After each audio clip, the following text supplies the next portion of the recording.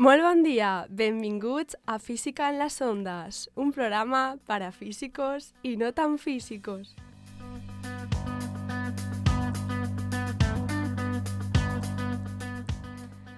Bueno, hoy os traemos un nuevo programa de Física en las Ondas. Hoy contamos con las voces de José. Hola, buen día. De Blas. Muy buen día. De Javi.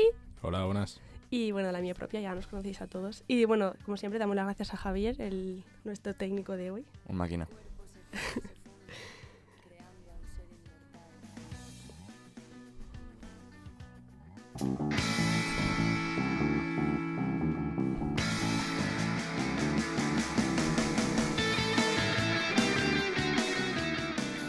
Bueno, empezamos con nuestras noticias de hoy. El primer hotel de lujo en el espacio será una realidad en 2021. Esta es la arriesgada apuesta en la que se ha lanzado la compañía estadounidense Orion Span, que ya está calentando motores para que el primer hotel espacial abra sus puertas dentro de 2 a 3 años. La estación Aurora, este será el nombre del hotel espacial, tendrá una capacidad para 6 personas, contando a dos tripulantes, que orbitará durante 12 días a más de 300 kilómetros de la superficie terrestre. Los 4 huéspedes disfrutarán de gravedad cero en un ambiente de unos 10 por 4 metros, que, como todos sabemos, son más o menos las dimensiones de un jet privado. Los que decidan probar esta experiencia podrán contemplar 384 amaneceres y puestas de sol, pero antes deberán someterse a 3 meses de entrenamiento parecido al que tienen que pasar los astronautas, donde aprenderán nociones básicas de vuelos espaciales, mecánica orbital y entornos presurizados en el espacio. Por último, pasar 12 días en el espacio costará a los interesados el módico precio de $9,5 millones, así que si alguien estaba planeando apuntarse, lo mejor es que empiece a ahorrar a partir de ya.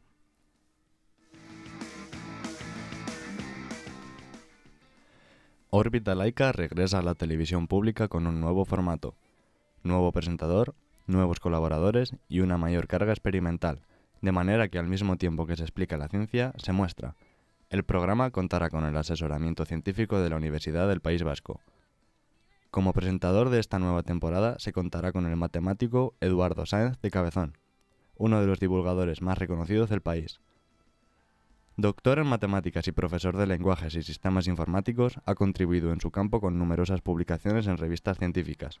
Ganó la primera edición del concurso de monólogos FameLab en 2013. Es miembro fundador del colectivo de monólogos científicos Big Bang Ciencia, ponente TED, autor del libro Inteligencia Matemática y divulgador en el canal de YouTube Derivando. Órbita Laika incorporará a esta nueva edición a expertos en distintos campos. La cómica Raquel Sastre como periodista de calle, Javier Santaolalla en física, Débora García en química, Laura Morán en psicología, Ricardo Moure en biología, Marian García en nutrición, Carmen Agustín en neurociencia y José Miguel Viñas en meteorología. En este intento de hacer una divulgación más visual, los ponentes acompañarán sus explicaciones con maquetas y experimentos, estando cada programa dedicado a distintos temas: nutrición, inteligencia artificial, música, cambio climático, el sexo. Desde Física en las Ondas celebramos el regreso de Órbita Laika a la divulgación científica y sobre todo que lo haga en un espacio público como es Televisión Española.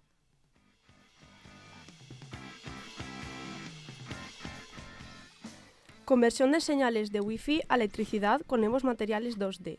Los investigadores del MIT y otros lugares han creado el primer dispositivo totalmente flexible que puede convertir la energía de las señales de Wi-Fi en electricidad que podría alimentar la electrónica.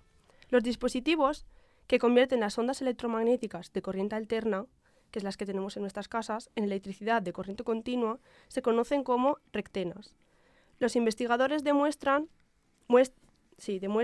un nuevo tipo de rectana descrito en un estudio que aparece en la revista Nature, que utiliza una antena de radiofrecuencia flexible que captura las ondas electromagnéticas, incluyendo aquellos que llevan Wi-Fi. Luego, la antena se conecta a un nuevo dispositivo hecho de un semiconductor bidimensional de apenas unos pocos átomos de espesor. La señal de corriente alterna viaja hacia el semiconductor que lo convierte en un voltaje de corriente continua, que se puede usar para alimentar circuitos electrónicos y cargar baterías. De esta manera, el dispositivo de batería captura y transforma pasivamente señales de Wi-Fi ubicuas de una fuente de alimentación de corriente continua útil. Las primeras aplicaciones prometedoras para la rectena propuesto incluyen el suministro de dispositivos electrónicos, dispositivos médicos y sensores flexibles y portátiles para el Internet de las cosas. Por ejemplo, los investigadores están comenzando a desarrollar píldoras que pueden ser ingeridas por los pacientes y transmitir datos de salud a una computadora para realizar diagnósticos.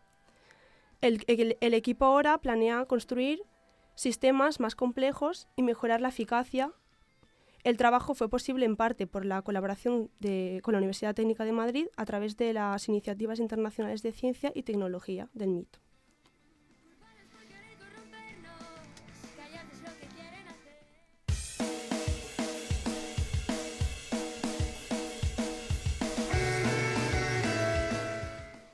Bueno, en nuestra sección de Physics Today de hoy hemos preparado algo un poco diferente. Ujú.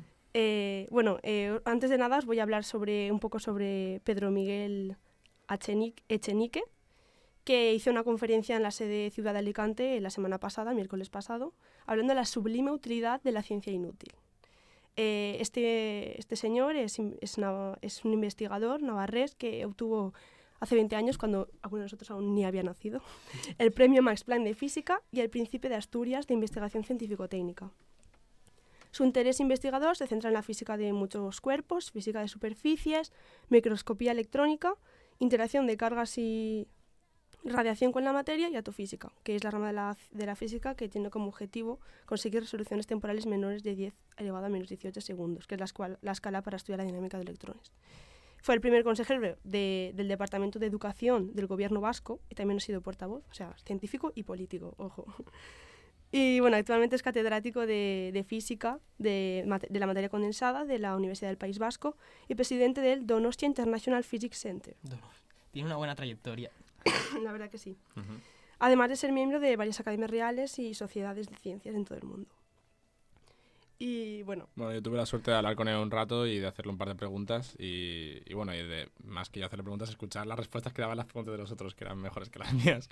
Y entonces el hombre habló sobre la utilidad de la ciencia y planteó, y durante toda la rueda de prensa que dio, digamos, planteó un par de ideas bastante interesantes y vamos a comentarlas. Y la primera fue que él hablaba sobre el conocimiento útil y decía, más que intentar buscar un conocimiento útil, es entender lo útil que es conocer. Entonces daba como ejemplos, por ejemplo, que mejor que fijar un objetivo a un científico es dar libertad al investigador para que llegue a un conocimiento nuevo que forzarlo a buscar un resultado concreto. Porque, por ejemplo, ponía el ejemplo de que Nixon creó un programa multimillonario para la investigación sobre el cáncer, que no llegó a nada porque no había conocimientos en ciencia básica necesarios por ejemplo, los que tenemos hoy, como para llegar a una verdadera solución o un avance muy significativo. Entonces, este es el ejemplo de que quizás, por ejemplo, todos esos avances que hoy en día tenemos con respecto al cáncer, se han llegado mediante investigaciones en campos que a priori no tienen una relación directa con la medicina, por lo cual es más interesante dar libertad a los investigadores y seguramente ese conocimiento que lleguen de una forma libre se podrá empalmar cuando se busque una solución a un problema justo, digamos. Vaya, Entonces, que forzar las cosas no resulta rentable. claro, qué curioso. Y entonces plantea esto, que es mejor darle libertad al investigador que crear un proyecto focalizado en solo una cosa, en un objetivo, digamos. y bueno, con esto empezó a hablar también. Sí, de la ciencia básica y de la ciencia aplicada. Sí, que bueno, más o menos me he informado y básicamente es que la ciencia básica o fundamental o pura, lo que estaba diciendo Javi sería como todas aquellas investigaciones que solo buscan conocer por conocer, Ujú. no buscan un objetivo concreto, como sería el de la ciencia aplicada, que sería pues buscarle una utilidad práctica Sí. o que pueda ser beneficiosa para la sociedad o en tecnología. Por ejemplo, no sé, También puso el ejemplo de la bomba atómica, digamos, que para llevarse a cabo hacía falta unos conocimientos de física, de ciencia básica en relación a la estructura de la materia o física nuclear, y llegó a ser física aplicada en la bomba atómica o en el uso de energía nuclear, digamos, regulada, que ese avance permitió eso. Y por eso es tan importante tener un buen conocimiento de invertir en ciencia básica para poder luego aplicarla, digamos. Claro, no se puede entrar directo a intentar aplicar unos conocimientos que no se tienen. Claro, aunque Claro. él también dice que al fin y al cabo se acaban retroalimentando, que la ciencia aplicada acaba dando avances a la ciencia básica y la ciencia básica acaba generando más ciencia aplicada y entonces es... Sí, de hecho puso el ejemplo de ahora con la tecnología láser, toda tecnología que se ha desarrollado que actualmente está sirviendo para detectar ondas gravitacionales. Es decir, una tecnología, una aplicación que es el láser, está sirviendo para ahora abrir nuevos campos del conocimiento como son las ondas gravitacionales, que bueno, estaba planteado teóricamente por Einstein, tal, pero no se habían descubierto hasta tal. Entonces, eso sería un ejemplo de cómo la ciencia aplicada da lugar a la ciencia básica. Claro. O otros ejemplos que serían al contrario como... Sí, por ejemplo, el descubrimiento del electrón, que se pudo descubrir el electrón porque la tecnología en los tubos de vacío mejoró lo suficiente. Y entonces es otro ejemplo de cómo se... O cuando retroalimenta. Galileo... Claro, crea el creó el telescopio, telescopio. y eso permite un mucho mayor conocimiento. Corregidme La si me astronomía. equivoco, pero es también un ejemplo de esto, el descubrimiento fortuito de Pasteur llega a su laboratorio y descubre la penicilina, que tiene ahí una placa No. de Petri. Fue Fleming, pero Fleming, vale. no porque... bueno, puede ser que sí, quizás, pero realmente sí, digamos que sí, ¿por qué no? Porque es capaz de observarlo con el microscopio, seguramente eso suceda más veces, sí. Bueno, yo supongo que, bueno, sí, hablando estrictamente entre diferencia de ciencia básica y ciencia aplicada, que bueno, muchas veces se mezclan, no sabes bien qué es cada cosa y tal, pero si él estaba buscando, o sea, ya estaba centrándose en objetivos. A ver, me he equivocado al científico, Estaba- pero la historia es Sí, que es que la el encontró tío, por casualidad. que el tío era sí, un sí, poco guarro, entonces se fue de fin de semana y al volver a su laboratorio se encontró con que lo que tenía, que no había limpiado, pues había... Pues sí, supongo que eso sucede a nivel natural y como él tenía, digamos, los medios para observarlo, pues lo pudo observar. Sí, supongo que es un buen ejemplo. Otra de las cosas de las que habló, por las que yo le pregunté qué consejo le daría a un estudiante en caso de que él quiera dedicarse a la investigación, ¿no? Como futuro científico. Y bueno, me gustaría decir unos 4 que señaló como importantes y los vitales dijo curiosidad y voluntad. Dijo que no es tan importante ser inteligente, que más tener voluntad y esto me tranquiliza. Una suerte saber un eso. Sí. puntazo. Y luego dice, saber rectificar, ya que en la investigación te equivocas bastante, porque una investigación él mantiene que no tiene un proceso lineal, que no te lleva a donde tú esperas, entonces al final acabas desviándote a otro punto. Por consiguiente tienes que saber rectificar, volver sobre tus pasos. Ujú. Y dotes colaborativas, que esto realmente la ciencia hoy en día es plenamente colaborativa, tú trabajas con gente que no tienes por qué ver y lo señaló como algo bastante importante. No, y que cada vez la ciencia es más multidisciplinaria, ¿no? O sea, Mm. dentro de un propio proyecto se trabaja con, yo que sé, en ciencia, se trabaja con físicos, con químicos, Con diferentes profesionales. con Sí, biólogos. a varios con- niveles. Claro, Sí, al sí. fin y al cabo no se puede abarcar todo. Claro. Sí. Y luego yo le hice una pregunta sobre divulgación. Sobre qué opinaba él, sobre cómo debía avanzar la divulgación, en qué términos. Y Sí, bueno, él estuvo hablando sobre que, bueno, claramente una sociedad científicamente informada pues está mucho más capacitada para no caer en manipulaciones, ¿no? Ujú. En más culta y capaz de tomar sus propias decisiones y tal. Y En bueno, pues, fraudes también. sí, Ujú. y bueno, para ello, pues, él como dijo que desde su punto de vista, pues, se basa en explicar, los científicos podemos explicar a la sociedad, pues, lo que hacemos, cómo lo hacemos y por qué. la importancia de nuestro trabajo. Y la importancia de repetirlo, ¿no? De que si se oye mucho una cosa, al final la gente Tiende a pensar que es se va cierto. calando, ¿no? Se va Lo calando en la interioriza. mente de la gente, sí. Y bueno, también Javi preguntó, es que esto, bueno, me parece que solo está dentro de... Solo atrae a gente que ya está interesada por la ciencia, digamos. Que esa es una sensación que tengo. Y dice, ya bueno, pero hay que seguir y explicar a la sociedad nuestro trabajo y la gente lo irá entendiendo. Y luego planteó 2 ideas que una me parece muy recursiva, sale siempre que escuchas a una persona que sabe mucho, y es que el conocimiento no tiene un progreso lineal. Cuando tú aprendes algo no es que te sepa una cosa menos por aprender o descubrir, es que te salen más preguntas. Entonces él habló Ujú. de esa idea que me parece muy interesante y planteó una que me parece que es muy interesante y que no se tiene como normal en la sociedad, y es que la ciencia es una parte de la cultura vital y realmente no lo tenemos como tal, y es lo que queríamos hablar un poco, a ver qué opináis vosotros, por qué sucede esto.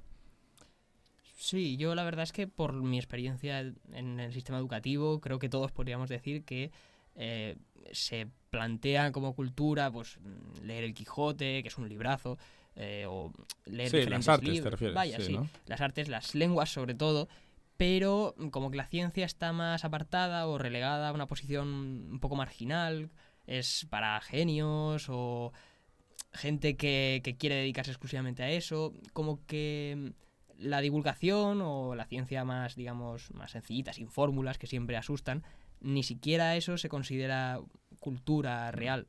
Sí. Y esa... Sí, es que parece más como que si algo empieza a ser un poco complicado, la gente dice, buah, es demasiado difícil, mejor me lo aparto. Bueno, Claro, es como que yo lo interpreto como que existe una escisión en el concepto de cultura, entonces este tipo de conocimiento, al ser más complicado, como el sistema no te da pie a entenderlo, digamos que tú lo mecanizas, entonces la comprensión de esto pasa a ser para parte de una élite, ¿no? Entonces esta cultura no viene a ser algo social, algo de todo el mundo y pasa a ser la cultura de una élite. Entonces, Personalmente, esa impresión creo que viene por culpa del propio sistema educativo, en el que normalmente las asignaturas de ciencia suelen ser más complicadas, entonces ya se entiende que la ciencia en sí va a ser más complicada, cuando normalmente a nivel divulgativo, el primer nivel divulgativo no son científicos los que lo suelen hacer, sino periodistas, es decir, o sea, son periodistas que estudiando su carrera de periodismo han decidido interesarse ellos por la ciencia y hacen divulgación de forma muy acertada. En algunas ocasiones no muy precisa, pero que por lo general no se requiere estudiar una carrera de ciencias para estar interesado por la ciencia. Y también, si se estudia una carrera de ciencias, normalmente siempre hay... Si tú hablas con estudiantes de ciencias, el trato es que si hay uno estudiando física y aparece algo de química, es como, bueno, eso es de los químicos. O si hay quien estudiando geología y aparece algo de biología, eso es para los biólogos.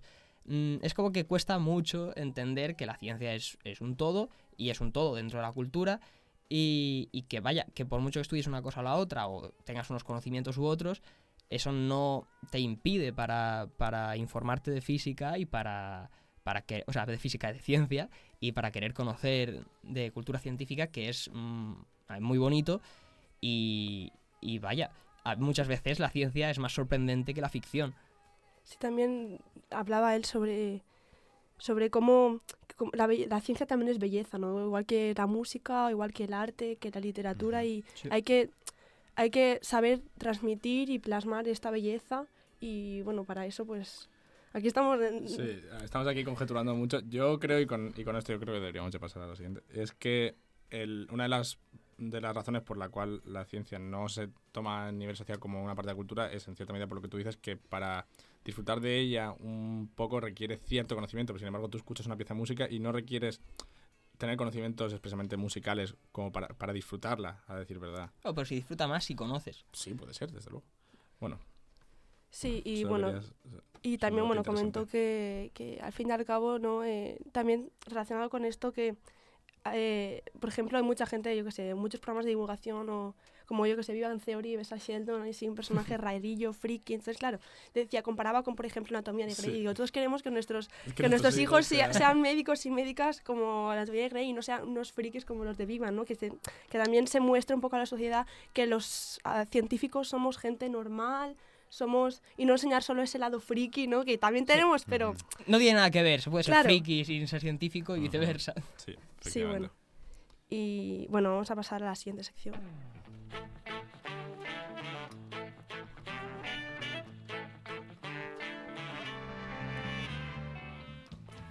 Pues bien, hoy en nuestra sección de física cotidiana vamos a hablar de patatas. En concreto, vamos a hablar sobre su termodinámica, cómo se cuecen y por qué se pueden usar como generador eléctrico, porque no sería la primera vez que alguien escucha un proyecto de ciencias en Estados Unidos que consiste en meterle 2 tornillos a una patata y encender una bombilla. Así que, bien, vamos allá. Como todos sabemos, una patata es un tallo subterráneo que se engrosa para almacenar sustancias de reserva de la planta. Por cada 100 gramos de patata, 75 son de agua, 15 de almidón y los 10 restantes de otras sustancias, azúcares, alguna poquita de grasa, sobre todo carbohidratos varios. El almidón en concreto es el que aporta la mayor parte del valor nutricional de la patata y el componente que juega el papel más importante en su cocción. Al hervir la patata, el agua a 100 grados va transfiriendo por conducción su energía en modo de calor a la planta. El almidón en esta sufre un proceso denominado gelatinización, que es parecido al que sucede cuando en las gelatinas de sabores que tenemos en casa, que se puede comprar en el súper, que le da esa textura tan característica de la patata. Es muy visible este proceso, o sea, si queréis experimentarlo en casa, podéis coger varias patatas, meterlas en una olla, encender la olla, y ir sacando una patata cada, pues por ejemplo, a los 3 minutos sacáis una y luego vais sacando una cada minuto. Y si las partís por la mitad, se puede ver cómo va reduciéndose el circulito un poquito más oscuro que indica por dónde está cocida la patata. Que este proceso sea relativamente lento es debido a que el almidón es una molécula bastante grande, lo que implica que tiene muchos enlaces que hay que romper y para esto hace falta comunicarle calor. Entonces, claro, el proceso va de dentro hacia afuera. Si las ponéis en el microondas, esto sería bastante más rápido porque ya hablamos de esto en otro programa. El microondas calienta no desde dentro hacia afuera, pero mueve todas las moléculas de la patata a la vez. Entonces se calentaría antes, aunque igual no queda tan bien como hacerlo lentamente en la olla. Sí, y el hecho de que sea lento este proceso de la cocción de las patatas puede incluso tener su relación en el uso como generadores eléctricos. Pero bueno, vamos a empezar por lo fundamental. La idea básica de los montajes de hacer pilas con patatas no es que las patatas en sí mismas sean ningún tipo de pila o ningún tipo de generador. El proceso es más bien distinto. Tenemos que hablar de reacciones redox, que son reacciones en química que se denominan como de reducción y oxidación, que se fundamentan en la transmisión de electrones entre sustancias, ¿no? Digamos que tomamos 2 sustancias de muestra, pues bueno, cada sustancia tiene una estructura en sus electrones.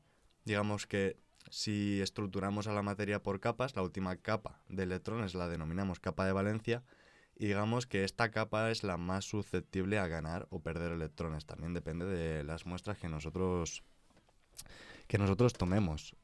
Bien, pues estos circuitos, en cuanto a batería, entre comillas, se refiere, se reducen a esto, a una patata y a 2 electrodos, que son estas 2 sustancias que tienden a perder o a ganar electrones, generalmente de distinto metal. Por eso hablamos de tornillos o cualquier elemento que al final haga de electrodo. Podemos tomar, por ejemplo, cobre, zinc, metales distintos, vaya. La patata realmente no es, como digo, no es una batería, es el elemento que cierra el circuito actuando de electrolito, que es una sustancia que se va descomponiendo progresivamente durante el proceso. Y es actúa como electrolito de forma bastante eficiente por el ácido ascórbico, que es un compuesto de la vitamina C que hay en la patata. De hecho, creo que, yo lo hice el año pasado en técnicas experimentales. Hicimos un experimento que era hacer una pila con una naranja. Se pueden utilizar diferentes. Claro, sí, que no es simplemente la patata, sino, claro, estás hablando de la vitamina C, que es el ácido, ¿no? Uh-huh. Entonces, con la naranja o con un limón también se podría hacer. Todo el mundo sabe que, claro, las naranjas o los limones, los cítricos, tienen vitamina C. Claro, pero las patatas son bastante más trepidantes que los cítricos. Se pueden hacer muchas cosas con ellas. Bueno, y los voltajes obtenidos por patata realmente no son muy elevados. Alcanzamos como medio voltio y 0,2 miliamperios aproximadamente. Pero se pueden hacer cosas bastante interesantes colocando las patatas en serie para aumentar el voltaje y en paralelo para aumentar la intensidad. Pueden obtenerse baterías decentes, pero por supuesto inmanejables, porque claro, ¿cómo controlas tú un sistema de patatas para obtener un voltaje concreto, ¿no? Que tú precises? Y la reacción, el proceso de reducción y oxidación, como hablamos, dura lo que dura el electrolito. La patata en sí hasta que se rompen estas estructuras de almidón, como comentaba Blas. Esta es la relación de la que hablábamos entre la cocción y la batería. O sea, digamos que en cuanto se le van las vitaminas a la patata ya se vuelve inservible. Sí, es como cuando te haces un zumo y se le van las vitaminas. Ujú. Bueno, está interesante, la verdad. Lo que Luego- pasa es que, claro, esto se ve es un poco más a nivel, pues para jugar un poco, ¿no? Y entender un poco el concepto, como con las naranjas, Sí, claro. a nivel, no lo que estás diciendo tú de, si yo necesito tal voltaje no voy a usar patata. O por Voy si a ir no a- quieres pagar a Endesa ese mes. También, bueno. se puede intentar. ¿Tienes una huerta? Bien, pues nos quedan 5 minutos, así que vamos a... He preparado una cosita, sí. Sí, has preparado. Sí, una pruebecita. Consiste en lo siguiente. Yo voy a decir una frase, voy a leer una cita célebre y voy a dar opciones. Y la sección se llamaría ¿Lo dijo un científico? Pero bueno, lo tengo que hacer. Espero que no sean biólogos. Ya lo que veréis, de ya lo eso- veréis, ya lo veréis. Porque No, son la mayoría físicos, es decir, verdad. No Vale. quiero meter la pata. La primera, empiezo, ¿vale? Juzga tu éxito por lo que tuviste que renunciar para conseguirlo. ¿Fue Marie Curie? Jessica Fue- estaba intentando copiar. ¿Fue el Dalai Lama o fue Belén Esteban? Son tres opciones. Repítela, por favor. ¿Las opciones o la frase? Ambas. Ambas, Vale. todo. Juzga tu éxito por lo que tuviste que renunciar para conseguirlo. Marie Curie, Dalai Lama, Belén Esteban. Vale, yo creo que Belén Esteban no, porque es una frase muy elaborada. No sé, no sé. Yo estaría por opción 2. El da- Opción dos, ¿qué es? El Dalai Sí. Lama, supongo. No, yo Dalai creo Lama. que es Belén. ¿Belén Esteban? ¿Tú? La 2. ¿De la dos cuál es? ¿Dalai Lama? Sí. Bueno, pues voy a. Pues yo correcto, voy a el decir Dalai Marie Lama, el Dalai Lama, muy bien. ¡Oh! Vale, venga, tengo otra. Venga. Odiaría morir 2 veces. ¿Es tan aburrido? ¿Lo dijo Frida Kahlo? ¿Lo dijo Richard Feynman o Oscar Wilde? Yo creo que hoy Oscar Wilde. Yo también. Oscar Wilde. Sí. ¡Buah, habéis caído! Richard Feynman. Vaya. Ostras. Vaya, lo Ostras. siento, Ya ves. El tío era un crack en física y también Sí, sí, sí. en literatura. Era un tío muy elocuente. Ya ves. Bueno, me gustaría ser valiente. Mi dentista asegura que no lo soy. ¿Lo dijo Paul Dirac? ¿Lo dijo Borges? ¿O lo dijo Nacho Vidal? Voy a decir Dirac. ¿Por qué no? Dirac. Venga, sí, vale, dirá que sí. Yo creo que Borges. Borges, efectivamente. Tómalo, Muy bien, José. tómalo. Muy bien. Bueno, ¿quién ha sido el ganador? No, tengo una más. Ah, ¿Puedo tienes decir una más. Tengo Venga, una vale. más. No sé dónde está mi casa, ¿vale? Empieza Lo ahí. dijo Rafael Alberti cuando huyó de España a bordo del buque Stanbrook. Lo dijo Albert Einstein desde Estados Unidos cuando presenció que el partido nazi ganó las elecciones. O lo dijo Dakota de hermano mayor cuando lo dejaron en medio de un descampado. Pues me suena esta, sí que la dijo Albert Einstein, puede ser, pero no estoy seguro. ¿Vale? Yo iba a decir Jessica de noche, pero no, yo creo que va a ser Albert Einstein. Escúchame, Albert este ataque Einstein, la Albert tuya. Einstein, Albert Einstein y tú, ¿cuál? Yo, pues, voy a decir Dakota. Pues fue Dakota, efectivamente. Un referente aquí de Alicante. Y ya estaría, así, fresquito. Bueno, entonces, ¿quién será el ganador? El ganador, hombre, yo creo que tú has acertado Ah, más. sí, ya, sí. Hoy he además- demostrado mis pocos conocimientos sobre Sí, científicos en muy mal, concreto. muy mal. Pues tenemos que preparar para otro programa una Sí. sección ahí de ciencia, de científicos, de historia de la física, que hace tiempo que no hacemos, de hecho. ¿Cierto? Ujú. Ujú. Así que, bueno, quería comentaros que, bueno, todo lo que hemos comentado sobre la rueda La de entrevista, prensa, sí, la sí. rueda de prensa. Tenemos un audio y vamos a intentar subirlo a la web. No está claro si vamos a poder, pero bueno, lo vamos a intentar por si alguien está interesado en escuchar las palabras Sí. exactas que dijo este señor. Muy interesante. Y tenemos sobre cultura científica también, estamos preparando alguna sección para próximos programas sobre vacunas y el efecto que tiene en la sociedad no estar muy enterado sobre la ciencia en general. Sí. Sí, y bueno, también próximamente en un par de programas también vamos a traer a un profesor de una asignatura que tenemos que también está metido en divulgación y vamos a hablar un poco más sobre Sí. divulgación, que nos hemos quedado así un poco cortos. Es un crack matemático muy Ujú. poderoso. Sí. Y bueno, ya estaría. Esperamos que os haya gustado y perdonad las interrupciones de toses y tal, que estamos un poco así Y la gripe resfriados. no se salva a nadie. Y bueno, nada, pues gracias por escucharnos. Hasta la Ujú. próxima. Muchas gracias. Hasta la próxima. Adiós.